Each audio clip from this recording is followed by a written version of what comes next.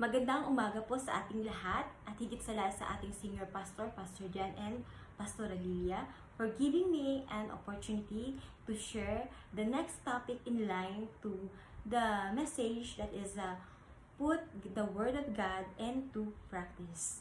So, bago ang lahat, nais ko kayong tanungin, naranasan niyo na ba na dumating sa buhay ninyo na walang-wala ka na and you are desperate to do something or to have something new in your life? So I know that all of you answer is yes, diba? Normal yun sa atin as a human and also a believer because the Lord is generous God that can do everything that we want and lahat ng mga magagandang bagay dito sa mundo ay kayang ibigay sa atin. And you know what? And this morning, tuturuan tayo ng Panginoon na maintindihan yung bagay na kung saan hindi ka lang basta tanggap ng tanggap, di ba? So, here, our new topic. Excited ka na ba?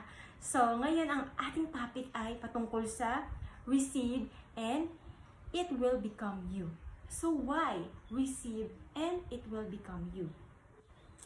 So, let no one, no? Sabi, buksan po natin ang ating Biblia sa book of Ephesians chapter 5 verse 6 to 10. So, let no one deceive you with empty words. For because of these things, the word of God comes upon the son of obedience. Therefore, do not come partners with them, for at one time you were darkness, but now you are light in the Lord. Walk as a children of light. For the fruit of light is found in all that is good and right and true. And try to discern what is pleasing to the Lord. So, bago po ang lahat, inaanyayahan ko po kayong manalangin. Panginoong Hesus, maraming salamat sa iyong salita. Naway ito ay magsilbi, gabay sa aming mga buhay, na magdulot sa amin ng sensitive sa lahat ng mga ibinibigay mo sa amin. At we desire more and we desire that it give glory to your name. And everything that we do is not useless in this world. We love you, Lord. We honor you. And thank you, Holy Spirit. In the mighty name of Jesus. Amen. So, amen. So, kaya alam niyo na lahat pala dapat ng mga tinatanggap natin na mga salita ay lalo't higit dapat ay galing sa salita ng Panginoon. Tama po ba? Bakit? Dahil alam natin na ang salita ng Diyos ay magbibigay ng gabay sa atin upang makamtan natin yung buhay na maayos.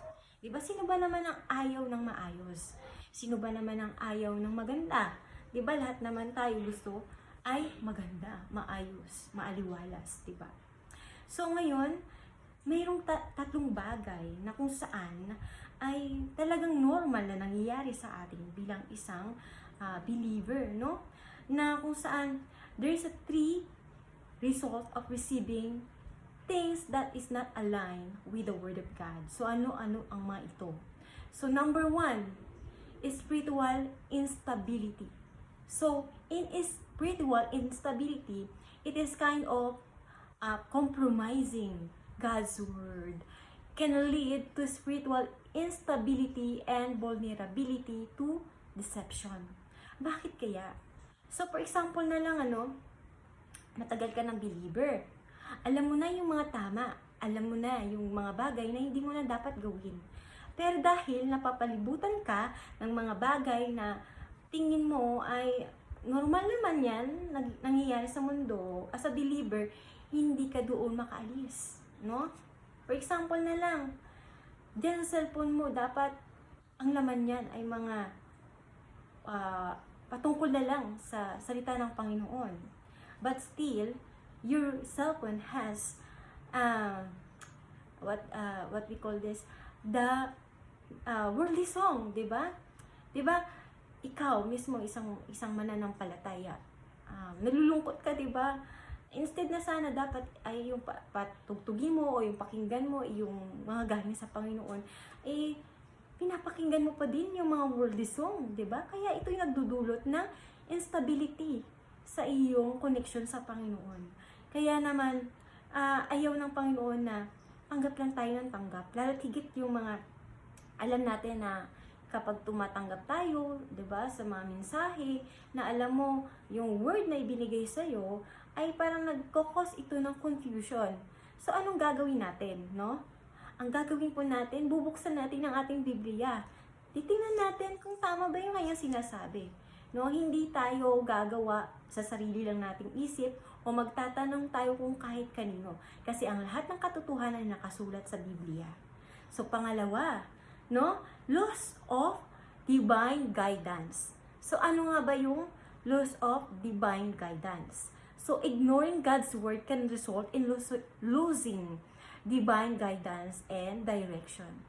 So ano nga ba ito yung divine guidance natin? So babalik tayo sa word of God, no? Yung sometimes you disregard the word of God as a guidance. So ikaw as a believer, as a leader also, na kung saan pumupunta ka sa isang gawain na kung saan nakikinig ka ng word of God, no? Tanggap ka ng tanggap, tudo yung pag-alsa ng yung kamay at pagtanggap dahil alam mo na para yun sa'yo, di ba? Pero yes, yan talaga ang dapat natin gawin. We receive in spirit. But the problem is, no? Paglabas natin sa simbahan, nakakalimutan na natin, no? Nawawala na tayo doon sa focus kapag lalo higit na nandun ka na sa sitwasyon na feeling mo ikaw na lang yung may pinagdadaanan, no? Kaya makita po ninyo na kapag dinisregard natin yung salita ng Panginoon ay parang dinisregard na rin natin yung magandang plano na hinanda ng Panginoon sa ating mga buhay. Kaya ayaw ng Diyos na mangyari yun. Kaya ngayon pa lang tinuturuan niya tayo na wag nating hayaan na isang tabi ang kanyang salita. And pangatlo, it damaged to relationship to God. So, there's things na kung saan na hindi align sa salita ng Panginoon yung mga natatanggap natin, no? It damaged your relationship with Him and lead to spiritual consequences. So, for example, di ba, yung pinaprioritize natin kung ano yung worldly success. Walang masama na maghangad ng sobra dito sa mundo. Kasi lahat naman ng yan ay binigay na sa atin. Pero kapag sobra na at inuuna natin yung mga bagay na yan na tingin natin ay magdudulot sa atin ng katagumpayan, yan ay pansamantala lang dito sa mundo at hindi yan madadala sa langit. Kaya kapag sabi na kailangan ko i-pursue yung ganitong pag-aaral or ganitong posisyon sa mundo, walang masama doon. But we need to remind in His Word that put God first, diba? Unahin natin ang Panginoon at siya yung magbibigay ng katagumpayan sa ating mga buhay. So ngayon, dadako tayo sa paano nga ba, no? Sabi nga sa title natin, receive and it will become you. So receive and it will become you. So lahat naman talaga ng mga tinatanggap natin, there is an effect, no? There is an effect which is it will change you or it will influence you more. So, kung pipili ka na lamang ng mag-i-impluwensya sa'yo, dapat piliin mo na yung mabuti. Kaya ngayon, may tatlong bagay na kung saan to receive and it will become you that the Lord truly delight. No, hindi dahil lang masaya ka. Hindi dahil para lang sa benepisyo mo. Kundi dahil it will delight the Lord. No? Magiging mas masaya siya pag ginawa mo ito. Hindi dahil gusto mo lang mag-please ng ibang tao o iyon ay masarap sa iyong pakiramdam. So ngayon, number 1, read scripture daily. So, sabi sa Joshua chapter 1 verse 8, meditate the word of God day and night. Pag sinabing day and night, ano po yung sabi doon? Kapag tinanggap mo yung salita ng Panginoon, hindi lang siya hanggang ngayong umaga, apektado hanggang gabi. 'Di ba? may mga bagay na dumarating sa buhay natin na akala natin ay hindi natin malulusutan.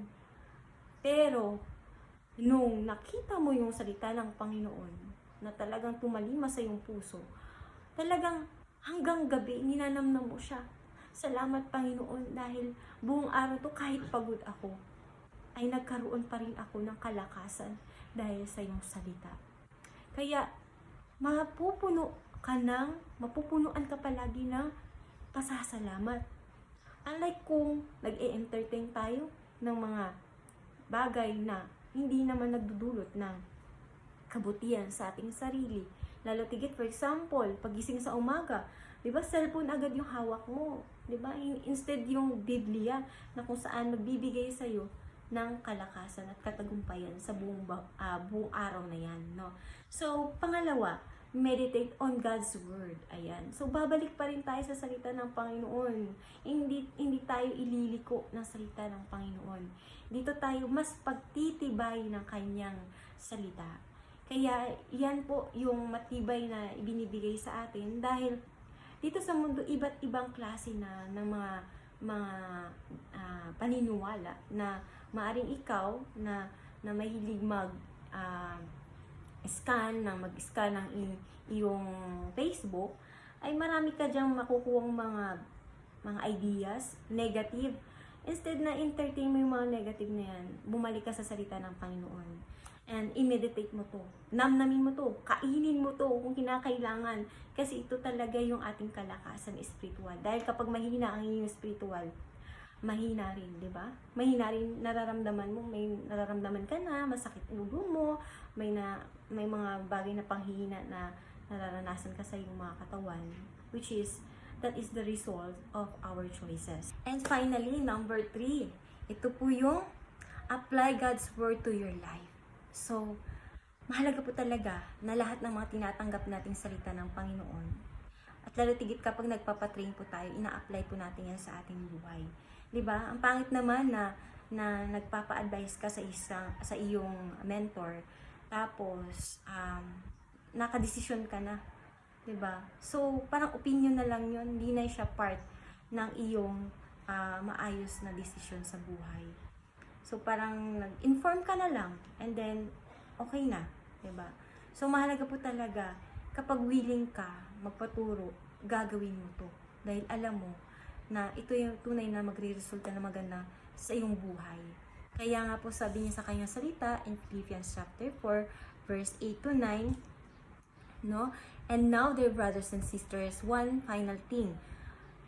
Fix your thoughts on what is true and honorable, and right and pure and lovely and admirable. Think about things that are excellent and worthy of praise. Keep putting into practice in all you learn and keep from me. Everything you heard from me and saw me doing. Then the God of peace will be with you. Diba? Ang sarap sa pakiramdam na kapag ginagawa mo yung kabutihan, yung talagang alam mo makakapagbigay ng glory sa Panginoon, ay nagdudulot din ito ng magandang benepisyo sa ating buhay. No? Hindi lang sa iyong buhay, sa iyong health, sa iyong relationship, sa iyong pamilya, sa iyong asawa, sa iyong magulang, sa iyong mga anak, at saan ka man naruroon.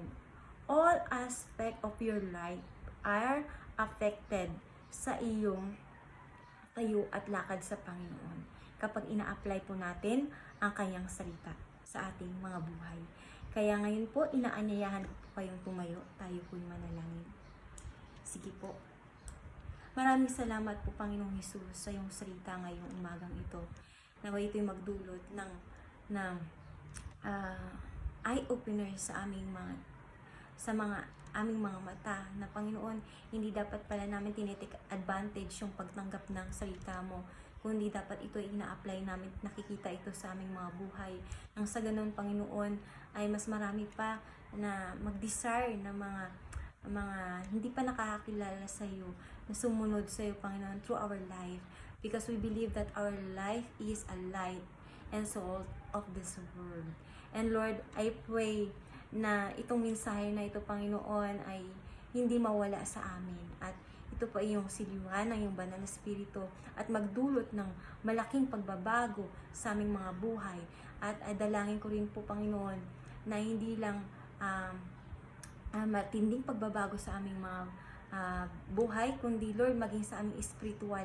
Na Lord, mag-desire kami, Panginoon, na magbasa ng iyong salita, namnamin ito, na para bang ito na yung aming last meal, O God, na para bang ito na talaga, Panginoon, yung buhay namin, na kapag hindi po namin kayang magbasa ng salita mo, ay manghihina kami, Panginoon. And tulungan mo kami na i-apply ito, dahil alam namin na apart from you, O Lord, apart from your presence, Lord, we can do nothing. And thank you, Lord, for this morning. We love you, we honor you. In the mighty name of Jesus. Amen. Amen.